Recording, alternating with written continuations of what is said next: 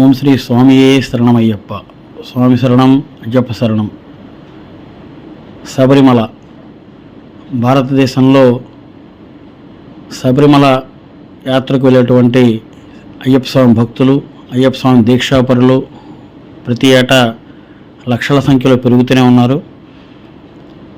సాధారణంగా అయ్యప్ప స్వామి భక్తులందరికీ కూడా నవంబరు, డిసెంబరు, జనవరి నెలల్లో మండల దీక్షలు, మకర విలక్కు సందర్భంగా మన ఆలయాన్ని ఓపెన్ చేస్తారు.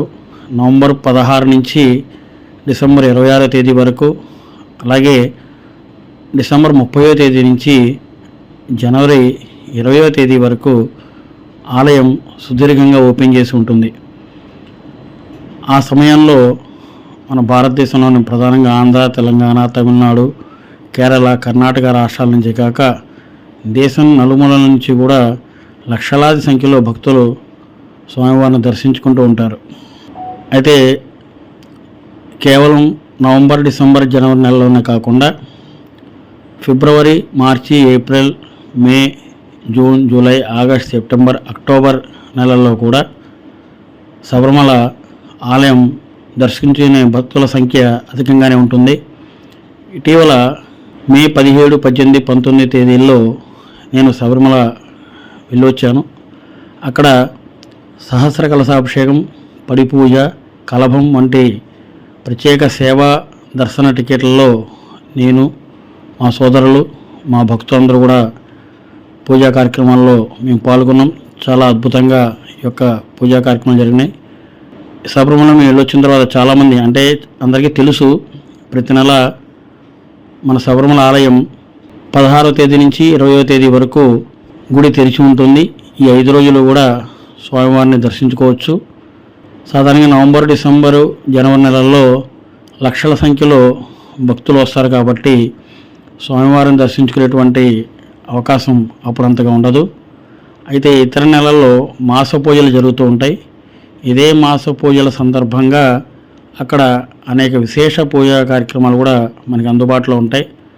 వాటిలో ప్రధానమైనటువంటివి పడి పూజ, పాలాభిషేకం, సహస్ర కలశాభిషేకం. ఇవి చాలా అత్యద్భుతంగా జరుగుతాయి. నవంబర్, డిసెంబరు, జనవరి నెలల్లో స్వామివారిని కనులారా చూసుకునేటువంటి అనేక మంది భక్తులు ఈ మాస పూజలకి హాజరవుతూ ఉంటారు. అలాగే నవంబర్, డిసెంబర్, జనవరి నెలల్లో స్వామివారిని దర్శించుకొని ఇటువంటి ప్రత్యేక పూజా సేవా కార్యక్రమాలని టికెట్లు తీసుకుని హాజరయ్యేటువంటి భక్తులు కూడా అధిక సంఖ్యలోనే ఉంటారు. మండల పూజలు, మకర విలక్కు ఈ 2 సందర్భాల్లో కాకుండా మనం శబరిమల ఆలయంలో మార్చి, ఏప్రిల్, మే నెలల్లో విశేషమైనటువంటి పూజా కార్యక్రమాలు జరుగుతాయి. ప్రధానంగా మనకి మార్చి, ఏప్రిల్ నెలల్లో స్వామివారి పుట్టినరోజు ఒకటి వస్తుంది. అలాగే విషు అని ఉగాది పర్వదినంలాగే వారు కూడా నూతన సంవత్సర ప్రారంభం. ఆ సందర్భంగా శబరిమల ఆలయం మొత్తాన్ని కూడా చక్కగా అలంకరించి అనేక విశేష పూజా సేవా కార్యక్రమాలు అనేవి జరుగుతూ ఉంటాయి.